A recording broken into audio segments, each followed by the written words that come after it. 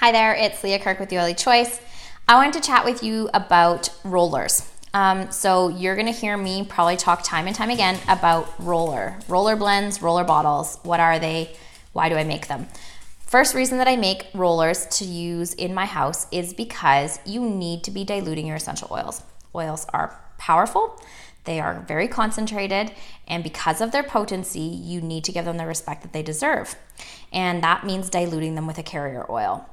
So that's the first reason that we are going to make rollers, because then we can properly dilute them. The other reason is because when I make a roller and everything is diluted and ready for use, everyone in the family is more inclined to actually pick up the roller and get it used versus having to put a bit of carrier oil in the hand and drop 1 to 2 oils of whatever they need. If I make them up, they're ready for use. People know that this one is for pain, or this one is going to help them feel better, or this one's going to calm their tummy. Everybody will just use them. They know what it is. There's a little label on them. They know what to use them for, and then they just do it. So that's what I want them to do. So I make it nice and easy and take the guesswork out of it for them. So again, because they're potent, we need to dilute them, and especially important with children. So you need to be diluting your oils when you're using them with children. You should also be diluting them when you're using them yourself. They help to cover greater surface area.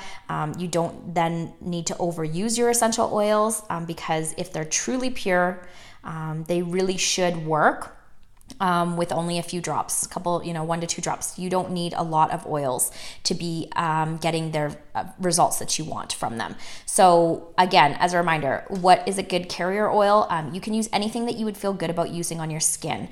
So coconut oil, olive oil, sweet almond, avocado oil, sesame, whatever it is that you like to use.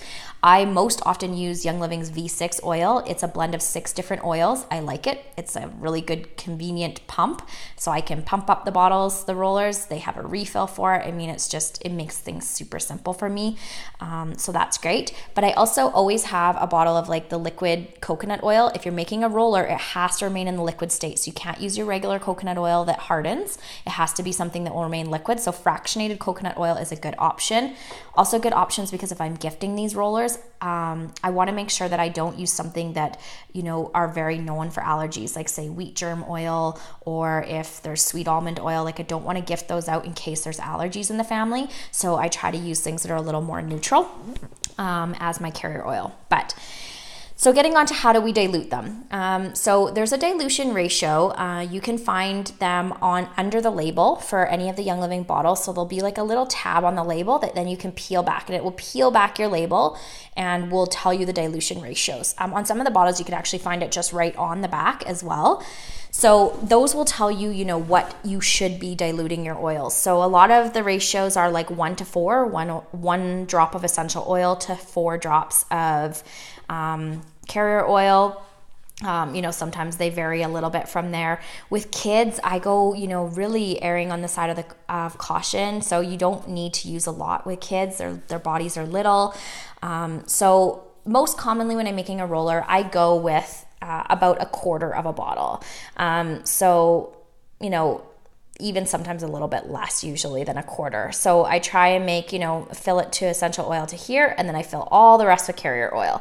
When I'm doing children's, a roller that I'm mostly going to use on my children, I will do, again, even less. I would probably say a 15 ml bottle like this would be 250 to 300 drops of essential oil if it was full of essential oil. So I would do closer to 30 drops of oil, and then all the rest of those drops would be carrier oil.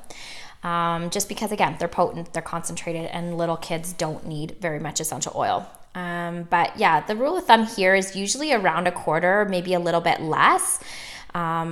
And then all the rest carrier oil. And again, that helps your essential oil stretch further. You don't need to be then overusing them. Often people, they apply a whole bunch of drops of essential oil and they don't need all that. So use a carrier oil, cover greater surface area that way. And then in terms of what kind of roller you use, you have total choices. There's all of these that you can buy online. This has a plastic top on the top. I don't find the plastic tops to be that great, to be honest with you. I've had a lot of them that end up leaking on me and don't perform very well. This one has been an exception to that rule. I bought this at the local health food store, and I've had it for quite a while now, and it works perfectly. So this one in that case did survive. Not being tossed out like the other ones, but I'd be careful about putting citrus oil. So this is a digestive blend. It doesn't have any citrus in it, but citrus oils can react negatively with plastic. And so if you're going to put a citrus oil in the blend, you probably aren't going to want to use a plastic. So much better option is I use these ones. Young Living has stainless steel roller tops.